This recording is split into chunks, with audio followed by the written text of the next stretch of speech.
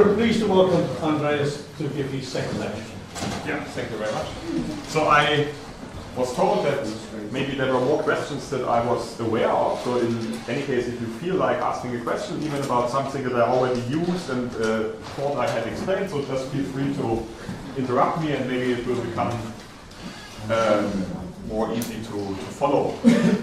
So what I did last time was, first of all, I explained that on the symmetric group there is a natural metric, right? That was in the very beginning. And I will just recall how the metric looks like. It's counting the set of points on which the symmetric group acts, where the permutations are different. So that's a natural measure of how different the permutations are. So that's something that will come up today a lot. And then I was giving a sort of brief introduction to Sophic groups and relaxing finite approximations by finite quotients, and that was going as follows. So we had a group gamma, and to it we were associating this space of subgroups, which is a compact space. It's a nice compact space, it's a separable metric space. And well, it contains the space of normal subgroups, right? And we were wondering on the space of normal subgroups, how easy is it to approximate well, one normal subgroup by a sequence of finite index subgroups, something like this, in particular for the free group. This was very interesting. Sorry? Gamma is countable? Gamma is countable, yeah. Yeah, no, good question. So gamma is countable. And then we were enlarging the space, so we were looking at the space of all probability measures on the space of subgroups. So that contains the space of subgroups as measures concentrated at one point, right? So this is really a subset, and the corresponding object down here was this space of invariant random subgroups, which was by definition the fixed points of this space under the conjugation action. Just exactly as the normal subgroups are those subgroups which are fixed under the conjugation action. And then there was I basically made the following definition. If you now do everything for gamma equal to the free group on n generators, then a quotient by the normal subgroup is called Sophic, and that's by definition if that's already pretty short. Okay, so the measure concentrated at that normal subgroup is the limit of finite index invariant random subgroups in the space of invariant random subgroups of the free group on n generators, right? And I explained what limit means. It means limit in the space of measures, and I'm talking here about the weak star convergence of measures. So maybe that's something that I should explain what I'm actually meaning by limit. So if so we say mu n, so let's say for a sequence, so we have mu n sequence. Mu n is a probability measure, let's say, on the space of subgroups. Mu n converges to mu in the weak star sign, so that's just a word, so we don't want to explain exactly why it's called like that.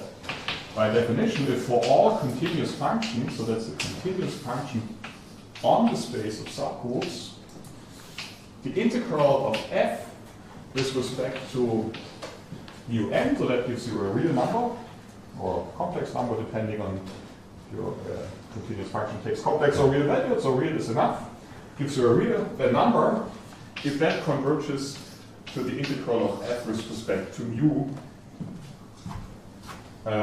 as a sequence of real numbers, right? So it's very easy. And yesterday I said informally that this sort of seems sort of a little bit abstract to begin with, so how would you use this property? What are continuous functions that you could possibly use? But this space of subgroups is a very nice space for using that definition because it is totally disconnected. So that means it has a lot of sets which are simultaneously closed and open in the topology. And that means that, for example, the characteristic function of each of these sets will be a continuous function. So the characteristic function of a closed and open set is continuous because the pre-image of either 0 or 1 is open, and so it's or it's closed in fact, and then it's a continuous function. So this is actually useful. So this is a useful criterion since many functions on the space of subgroups of gamma are continuous. For example, you can look at the following functions, or you look at the, let's say, you have f and f prime in gamma finite, then you can look at xf f prime. This would be the space of those subgroups, so that f is contained in H and f prime intersected with H is the antiset. Right? That's a certain subset of subgroups, right? So for some groups it's true, for some groups it isn't true. And then you have the characteristic function of that set. So that's the function that is defined on the space of subgroups. It takes the value 0, 1. It tells you, is your group in the set or is it not in the set? And that's a continuous function. Right? So that's now becoming very concrete because this integral, what is it? It's just telling you the probability that your random variable has the property that f is contained in the subgroup and f prime has a trivial intersection with the subgroup. So that's has a very concrete interpretation. So what I want to say is that this is actually continuous. And if you think more about that, you can convince yourself that it's enough to check this condition for those continuous functions. And that is really a very concrete, has a very concrete meaning that a sequence of measures converges to another measure, or a sequence of invariant random subgroups converges to another invariant random subgroup. It just corresponds to the convergence of some very natural probabilities that a certain set of elements is contained in the subgroup and a certain other set of elements is disjoint. Okay, so that was the definition, and then I said that, well, n is somehow hard to understand, and it's also hard to understand how is it the limit of finite index IRS if we just look at these corresponding finite index subgroups. It's obvious that if you have another n such that these two are isomorphic, then this one is opposite from the other one. Exactly. Yeah. Is it true? I mean, it's true, yes. It's not completely obvious from the definition, but if I tell you this second picture using Schreier graphs, then it will already become clearer, I think. So there was this correspondence of subgroups of Fn, so this one-to-one correspondence with pointed Schreier graphs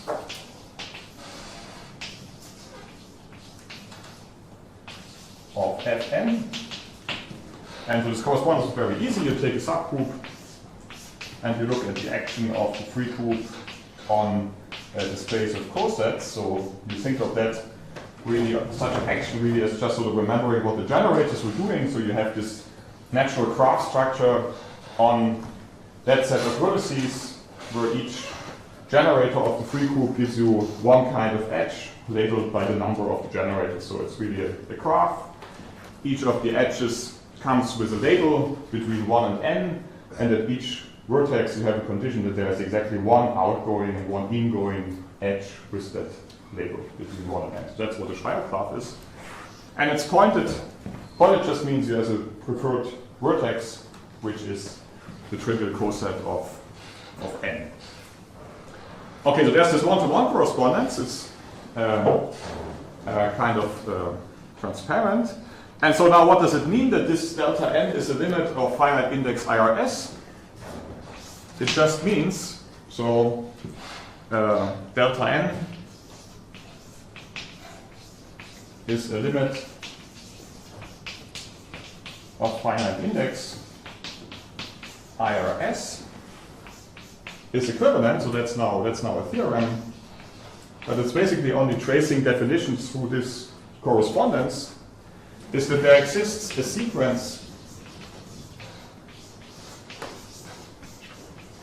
of finite pointed Schreier graphs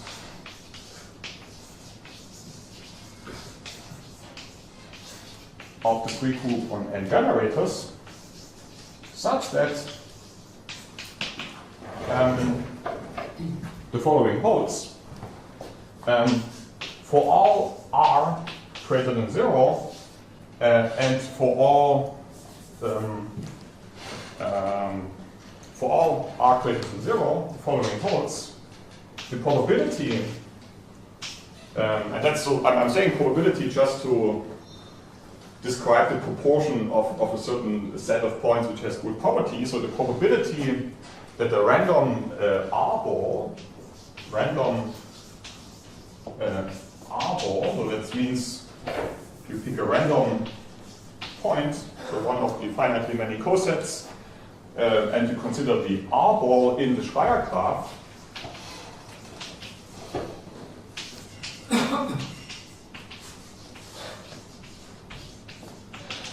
is labeled, so labeled by the generators, isomorphic to the r-ball in the Cayley graph of Fn modulo n with respect to the natural generators x1 to xn. So this probability tends to 1 as the sequence, what I should give the sequence, make it a name, well maybe not, just tends to 1, as n tends to infinity.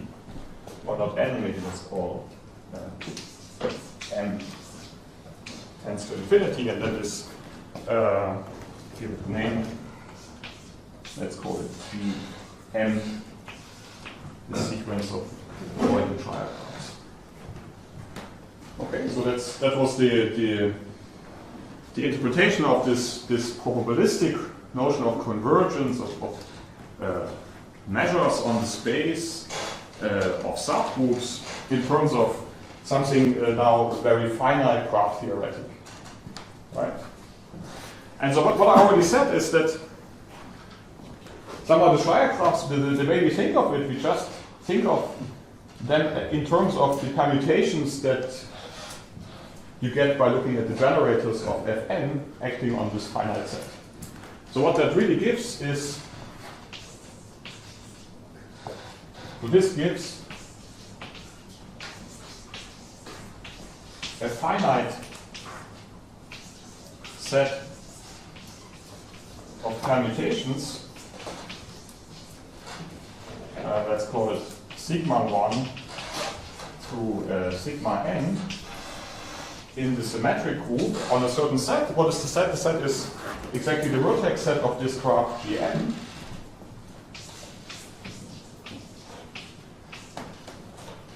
Such that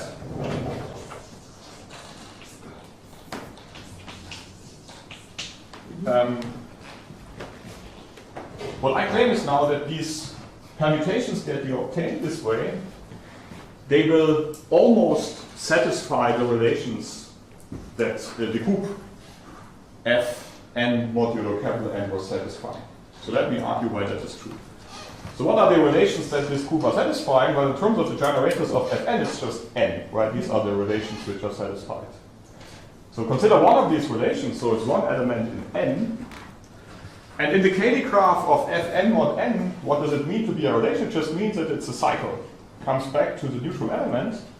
Maybe it's a long cycle, that depends on the length of this word in terms of the generators, but certainly it's a finite cycle, so it has some radius. It will be contained in some order of fixed radius quite obviously, right, because it's finite. So for that radius, or maybe any larger radius, these finite graphs, they will look exactly like that ball locally with increasing probability. So that means that for more and more points, if you start at a certain point, at the point in the good set, and you walk this walk described by the word in n, you will end up back at the point where you started at. Right? That's exactly what this condition is saying. And so what does that mean now? Well, it means that the corresponding word described by this element in n, it will not quite be satisfied by these permutations, but what you obtain is, as a result of applying the word to this set of permutations, will be some permutation which has a lot of fixed points. Like the proportion of the size of the fixed point set, it will tend to 1, because that's exactly what I'm saying if I say probability tends to 1. Choosing a random point is exactly saying proportion of the size of the points such that something holds. So what does it mean? So what I just said is that for all n, let's say for all w in capital N, the distance now in that symmetric group of w sigma 1 sigma n to the trivial permutation, the trivial permutation on this set. So what's the distance? This distance will tend to 0 because there's more and more fixed points. Right? This was exactly dealing with the percentage of non-fixed points. Right? If I take that definition, and for all w which do not lie in n, right, I can run exactly the same argument. So if they do not lie in n, then the corresponding graph, indicated graph, it will not return to the root. That's exactly saying that it's not a relation. And then with increasing probability, the same picture will appear in these finite graphs. So you see that the distance of w sigma 1 through sigma n to the identity permutation, right, it will tend to 1. Because this fraction over there, I would exactly say that, well, for this, I mean, the probability that it's 2 will go, that they will be equal, will be 0, so the distance will tend to 1.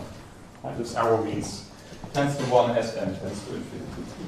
Well, is that clear? So I was going through these various pictures, and so here you already see that there's now a relationship with this problem of kind of almost satisfying certain relations, right? So this will come up exactly because of this interpretation of the notion of convergence. So, but before I get to this application, I will kind of give you an alternative definition, or it's in fact a definition which is more often used to define what a Sophic group is, which is exactly capturing this point of view, and maybe it's a little bit more concrete to work with in some circumstances.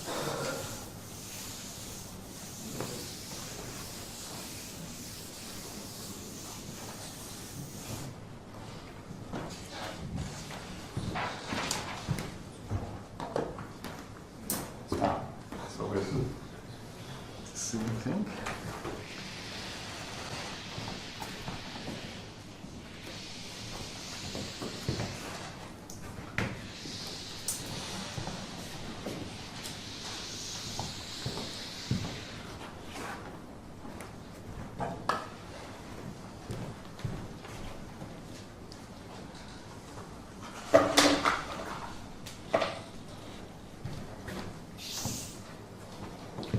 So alternative definition.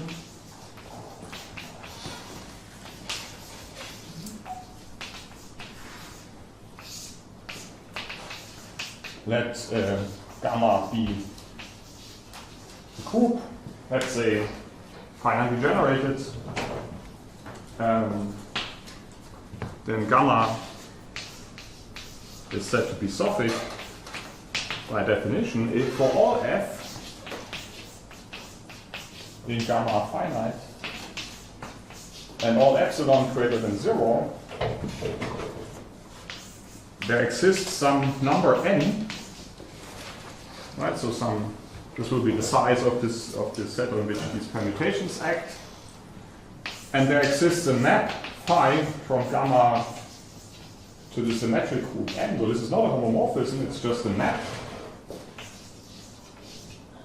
And in fact, it will only matter what it does on a finite set, such that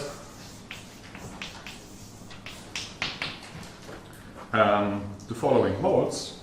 So first of all, the distance of phi and gh, phi of g, phi of h, this will tend to 0 as, no, sorry, not tend to 0, it will be less than epsilon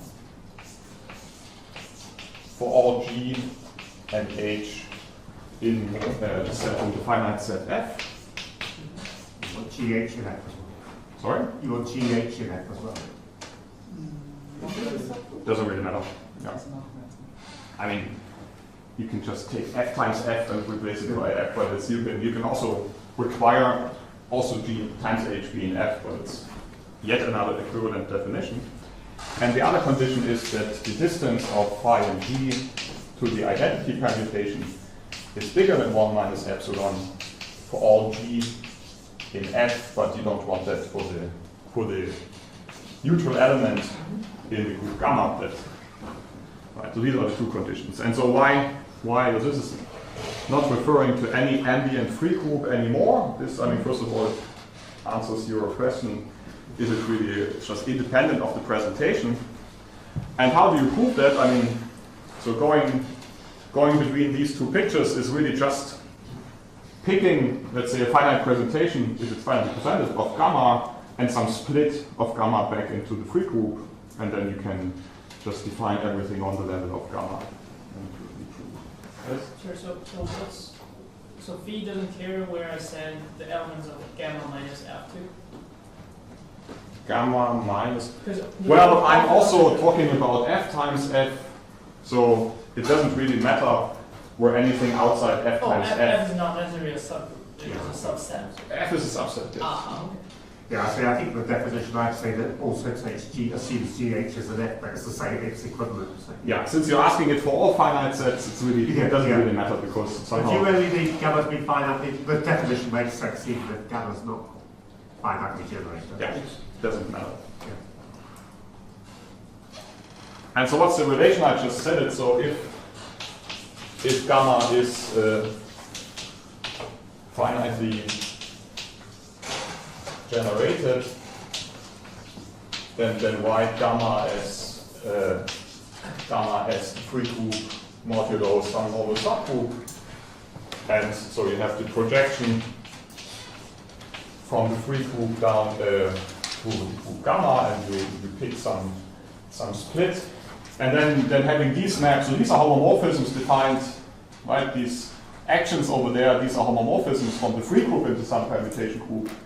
But composing it with this split sigma, it will give you maps on the level of gamma, and these maps will satisfy this condition. Quite easy to see. So this is not complicated. And on the other side, if you have that condition, then you can compose it with this natural homomorphism from the free group. You get actions on some finite set, and you will exactly rediscover this situation that I described above. So this is really just a way of writing everything only in terms of gamma, and it's sort of a little bit more convenient because it now, really gives everything in the spirit of these almost homomorphisms, right? So not quite homomorphisms, but with respect to some metric, they satisfy that at least they are multiplicative on a finite set up to some little distances on the side, on the order of epsilon. Okay, are there any questions about that definition of this? And again, you can take any f, not just the finite ones, for your definition. Any f? What do you mean? It's f which is finite. F is finite. All finite subsets of gamma. But like the talk this morning, can you use the compactness theorem and just say you can take any f? Well, this n, you get the n after you have the f. So this n can, the size of this permutation group, it depends on n, on f. So if you increase f, you will not be able, usually not be able to keep the same n, and with this condition certainly not be able to keep the same n. And that's exactly where the new freedom appears somehow, right? Sorry, these two definitions are equivalent. If your schema finitely generated, but if the group is not finitely generated, they're still clear. Well, I mean, I was setting this up only for finitely generated groups, but you could also do it. You can also do it for, okay. So it's only a little bit less nice. So, but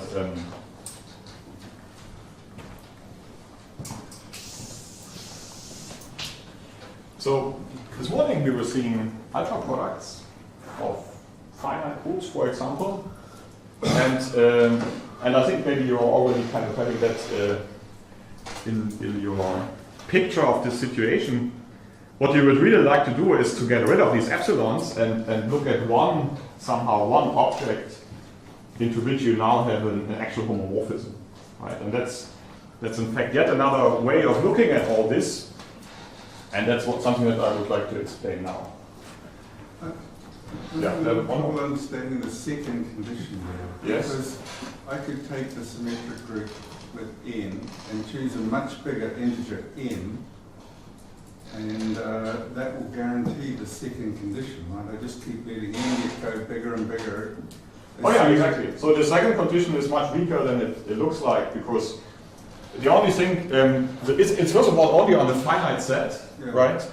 So if it would only be, I mean, it should not be exactly the neutral element, but if it's moving some points, then you're exactly right. You can take a power of your set, n to the n, you replace it by some power, and then the condition here will be almost automatically satisfied. So the only real condition is this first one, and for the second one you could get away by saying it's bigger than 1/2 or something like that. So you don't really need 1 minus epsilon. But it's sort of starting out with this picture, it's more natural to have 1 minus epsilon. But let me make that remark because maybe it's useful. So let's say 1 bigger than 1/2, 1 divided by 2 is enough. Modulo some little argument. Okay, so this morning we have seen alpha products of sets of finite groups, for example, in the definition of pseudo-finite groups. And here you would also like to take some sort of alpha product, but there's also, the basic object you are dealing with is not just a group, but as I said, it's a metric group. So it's a finite group together with a metric that we have normalized in such a way that it actually takes values in one and the same range, which is the unit interval. So there's some hope that we can manufacture a limit object that serves somehow the same purposes as an alpha product of finite groups somehow in this situation. And that's possible. So, and this is the notion of a metric alpha product that naturally comes up here. So let U be a non-principal alpha filter.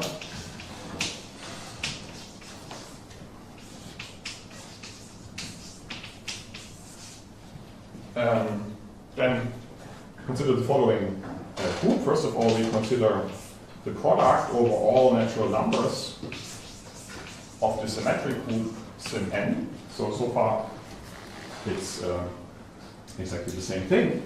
And then Hugo was saying that you take a certain quotient, right? You quotient out the notion of equivalence modulo the alpha filter, and the quotient will be the alpha product of the sequence of finite groups. So in fact, you are taking the quotient by some normal subgroup. But it turns out this normal subgroup is usually, it's not a maximal normal subgroup. So this alpha product, the normal alpha product is not a simple group. And here we really take the maximal normal subgroup, and I call it NU. And it has a very nice description in terms of this metric, and it looks as follows. So it's a sequence of permutations sigma n. Sigma n is now in the symmetric group on n elements, so that the limit as n tends to infinity, or rather n tends to the ultrafilter, of the distance of sigma n to the identity permutation is 0. Okay, so this sequence of numbers that I obtain here is a sequence of numbers in a compact interval, in the interval 0, 1. And it's a basic property of ultrafilters that if you let n tend to the ultrafilter, then there's a natural limit, right? So this number here, in fact, is well defined. It's a well-defined real number in the unit interval, and being equal to 0 is some condition that a sequence can satisfy or cannot satisfy. Right? But certainly, in the classical ultra product picture, you would divide out a normal subgroup of those sigma n's which are equal to the identity along the ultrafilter. Right? We are asking for less. We are only asking that the sequence converges to the identity along the ultrafilter, or that the distance is becoming smaller and smaller. So this is a bigger subgroup, and in fact turns out to be a maximal normal subgroup of this project. And so the metric ultra product then is defined to be the quotient by that normal subgroup.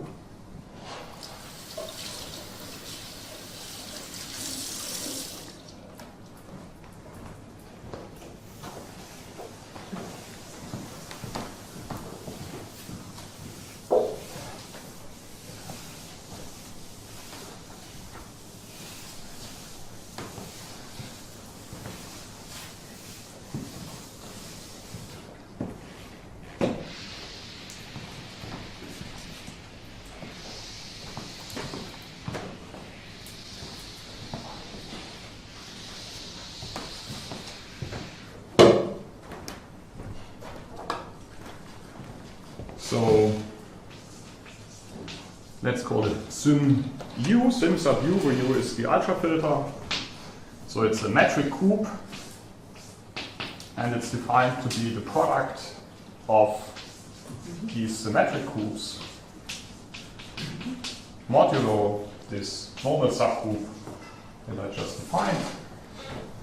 And so what's the metric? So I said it's a metric group, so you have the distance between, let's say, you have two elements in that quotient, so they are represented by elements in the product. So you have maybe equivalence classes of sequences. The sequence will be a representative. So that's now the limit as n tends to the ultrafilter of the distance computed. So let me write this subscript here to make clear where you compute the distance. It's the distance, the limit of the distances. And again, this limit exists because U is an ultrafilter. And it's independent of the representative, because any pair of representatives will actually, the distance of any, well, the sigma n prime, they will actually converge to 0, so that somehow you don't see that in the limit. Should I give more details about that? Why it's well defined on the metric ultra product? Yes? It's okay. It's okay? Okay. So, okay. That's in tends to infinity. Sorry? And Well, n tends to the ultrafilter, so I'm not assuming that these sequences, they all converge as sequences of real numbers. But I have this ultrafilter, so I take the limit to the ultrafilter. Okay, and so I can give you yet another alternative definition of what it means to be Sophic. So yet another alternative definition, or I could also call it a theorem.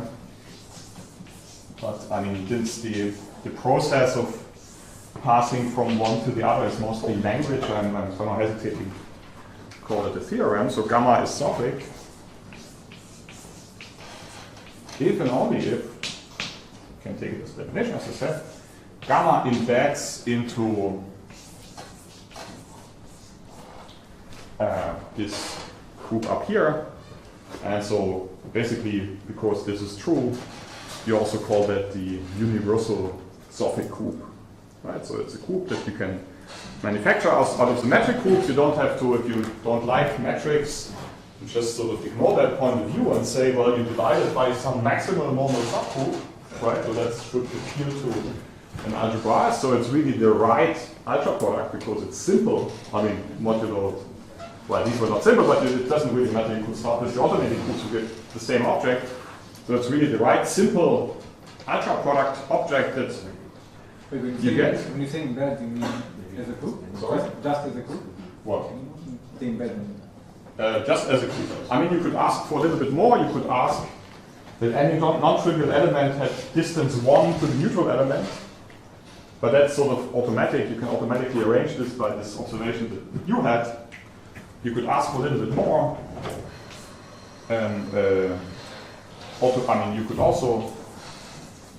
You could require, in addition, that the distance, so if this embedding, let's say it's called phi of g to the identity element in this symmetric group is equal to 1 if g is not the identity in gamma. So that would be somehow the maximal possible distance in this group. And that sort of seems natural in view of this condition, right? Because as n increases, you would somehow have epsilon, you could take epsilon tending to 0. But in fact, it's not necessary. You just need an algebraic, needed to be an algebraic subgroup, and then you could do some additional construction to make this, to ensure this additional condition. Okay, so from that point of view, the existence of non-Sophic groups should be, well, it seems very natural if you are interested in algebra products of finite groups. Wait, and there was a conjecture that every group is Sophic, right? Yes. But of course, not every group can be. I mean, Well, this setup is for countable groups, and if you have uncountable groups, then you just have to make the set on which the algebra filter is defined bigger. but then But I mean, symmetric group is only on finite. You only take thing n, right? that's true, but I can take the alpha filter on the bigger set of indices. The index, then it will be just repeating itself. It will be the same group all over and over. Still, it would Okay. So it will not. would give you more freedom and it would give you a larger group. Yeah, right. This possibility of finding non-Sophic groups has been remarked almost every time. But we are really interested in countable non-Sophic groups. And from the definition of a Sophic group, I mean, from that definition, you see that it's really a local property. It's a property of finite subsets in the group, right? And so, if you have a non-Sophic, if you have at all some non-Sophic group, you will also have a countable non-Sophic group, just because on some finite subset, something has to go wrong, and then you can take the subgroup generated by that subset that will be a countable. So it's really a local condition, and it's only about finite combinatorial structures. And so that's why I'm also thinking that this question, whether all groups are Sophic or not, should not depend on any set theoretic axioms, right? Even though, of course, this alternative formulation, this depends on the existence of alpha filters, otherwise it couldn't even state it, right? But this is only to have a smoother statement. Okay, so now I want to, in the end, give you this application to this question of stability. And so in the remaining 10 minutes, I will, is it 10 minutes, is that true? Yeah, it's 10 minutes. I will explain without proof a deep theorem about amenable groups. Right, so let me first give you the definition of an amenable group.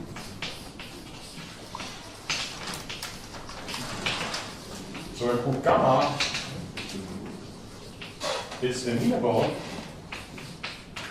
by definition if for all, let's say it's finitely generated for the moment,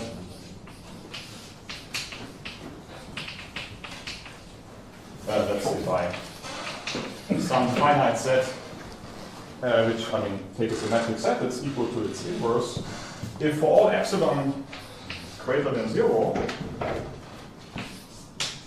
there exists a finite subset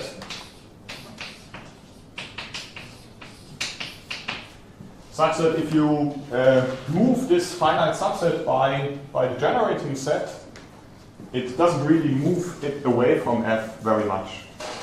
I will give you a definition in a second.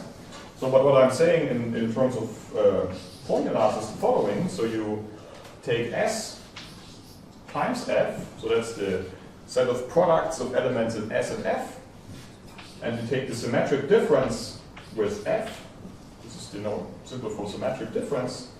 So this should be bigger than 1 minus epsilon times F. Right? So acting this S does not really move you away from F, very much. And what's the typical example with such a phenomenon? The typical example is, let's say, the group gamma equal to the integers. What would your set S? It's the set consisting of plus and minus 1, so as an additive group it generates Z. And so someone gives you epsilon, and you have to find a set F finite, a finite subset of the integers satisfying this condition. So you only have to encode. You said it moves it far away, but what you write, you said it doesn't move it far away. Yeah, so the greater than is the wrong way. What? Okay. Yeah, sorry. and it's supposed to be epsilon and not 1 minus epsilon. Yeah. So I could also change something here, but I want it like this.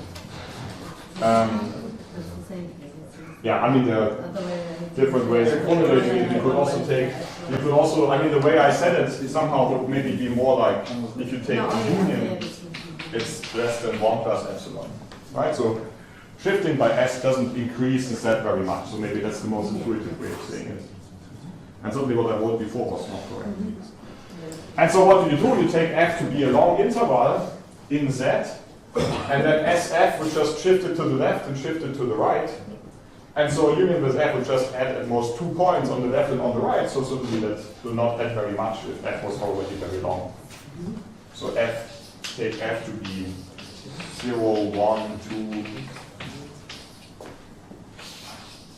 4, n very large. Right, so that's for the typical example of an amenable group, and then, well, there are many other amenable groups.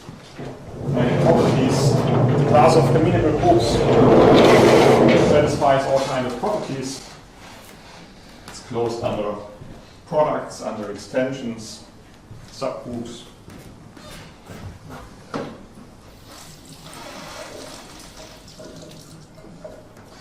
And the typical example of a non-amenable group is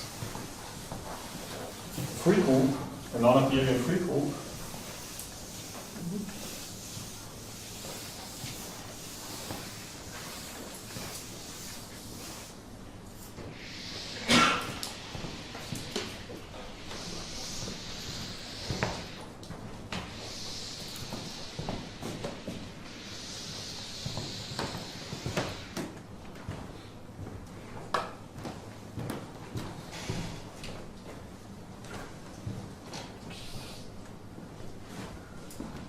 So example of non-amenable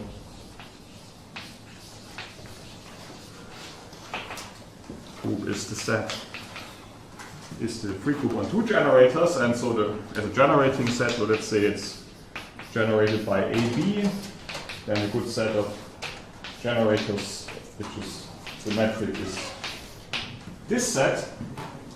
And so why does it not satisfy this condition? Well, so geometrically, looking at this generating set, the Koenig graph, as you have seen infinite number of times already, is the tree of degree 4. And so now I'm saying that there is no set F, so that if you move it by S, will not get much larger. And this has a very natural interpretation that you have heard of. So if you look at this finite set F, so what is the set S times F? Well, it's shifting F by S, and you will get new points exactly when you were at a leaf of the forest which is induced on the set F. So let's say F is connected, then the induced graph would be a tree. And you would add a new element, so S times F would contain a new element exactly when the vertex you are at is a leaf of the tree. Right? And then there is a theorem that at least half of the vertices in the tree are leaves. And that's a problem, right?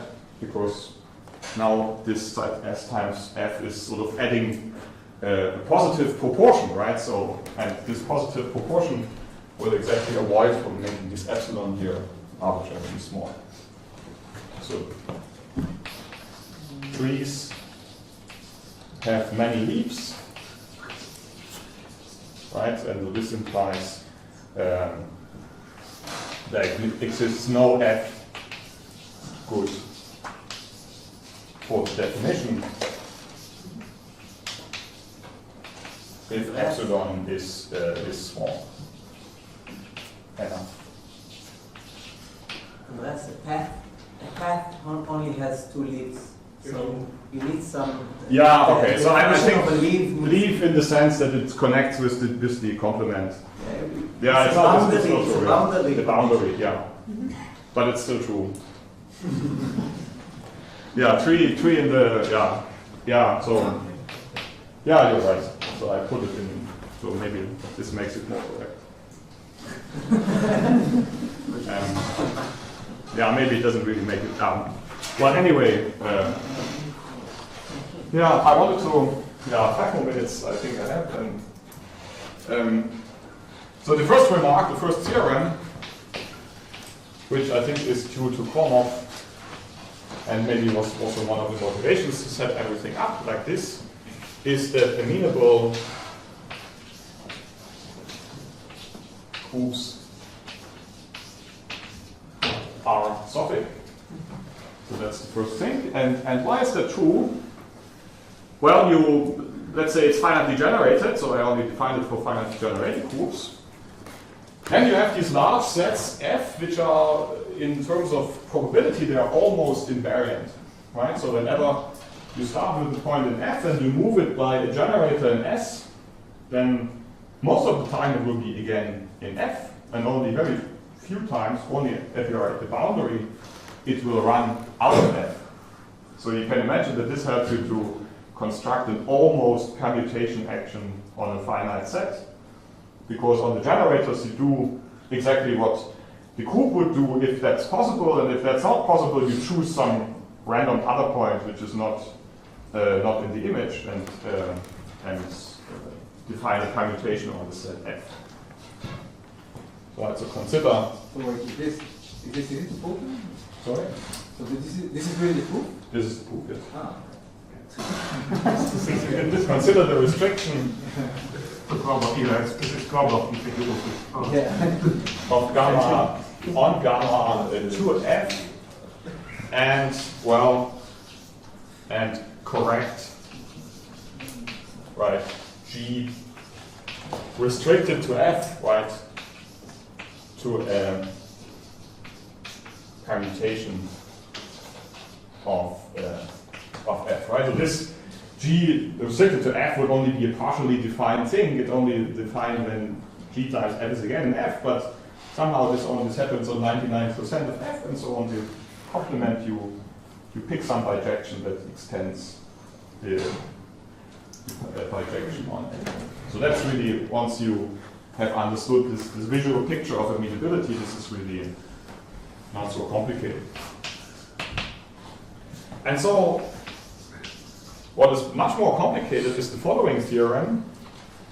So let me first say, so from that you get an embedding of this group in this universal sophic group, the sim U, right? It's seems very canonical because somehow what went into the construction was essentially only this action which is canonical. And so the theorem of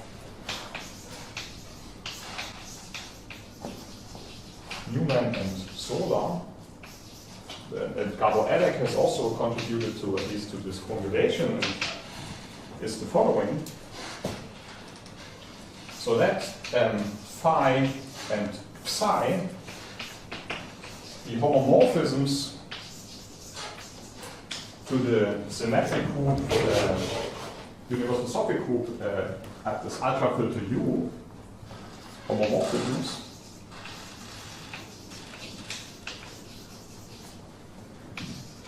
and we also assume that gamma is amenable. So, if the following is true, so let's say that if, I mean it's actually equivalent, so the following are equivalent. The first condition is that the distance of phi g to the neutral element is equal to the distance of psi g to the neutral element for all g in gamma. And the second condition is phi and psi are conjugate. Conjugate homomorphisms, right? So there means that there exists some element over here that conjugates one homomorphism to the other. And so because this metric is invariant under conjugation, it's quite clear that being conjugate implies that all these distances are the same. But if you think about it, this condition on the left is a much weaker condition. Right? It's only saying about distances to the neutral element.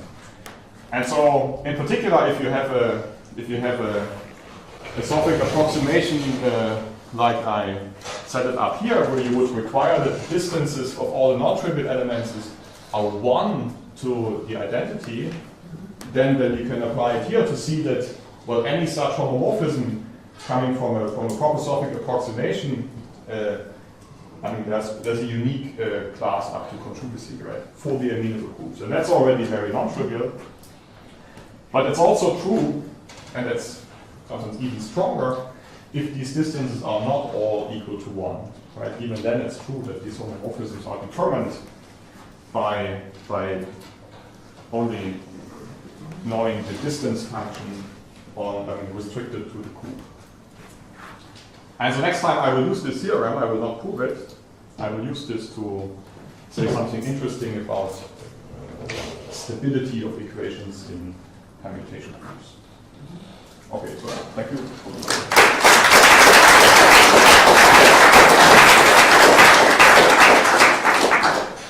Okay.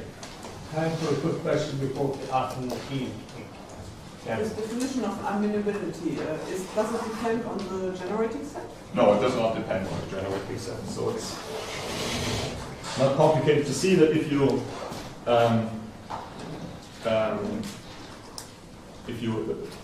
so that's how would you say that?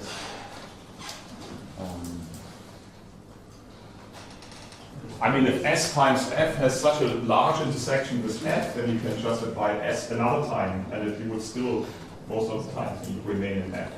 So using that definition, I mean, you have to add up epsilons, but you can replace S by a power of itself. And so if you do that for a little while, you will cover any other generating set. So it's this type of argument that shows you that it's independent of the generating set. In fact, you could make the same definition by just saying for all epsilon and all finite subsets S, there exists an F, so that this holds. That would also be equivalent. Okay. In the last theorem, can the first condition become even weaker? Like the distances are not equal, but almost equal. Like it looks like it agrees on a sphere or so on. You mean that they become automatically equal if they are almost equal? Or yes. No, I don't think it's you. Something about agreeing. It looks like it agrees on in spherical distance because the conjugation preserves composition series or lower central series? I mean, this equality is a consequence of that condition. So, I mean, the only weaker assumption that you can come up should actually imply that condition. And it's not true that if you have it almost equal, that it will be automatically equal. So I don't think this is true. There are examples. Yeah. So, but maybe in a different setup, maybe what you say. Okay, one more. If you remove semi-inability in the last theory, this will be wrong. Yeah, then it will be wrong. Yeah, it's very wrong. For the free proof, it's completely wrong.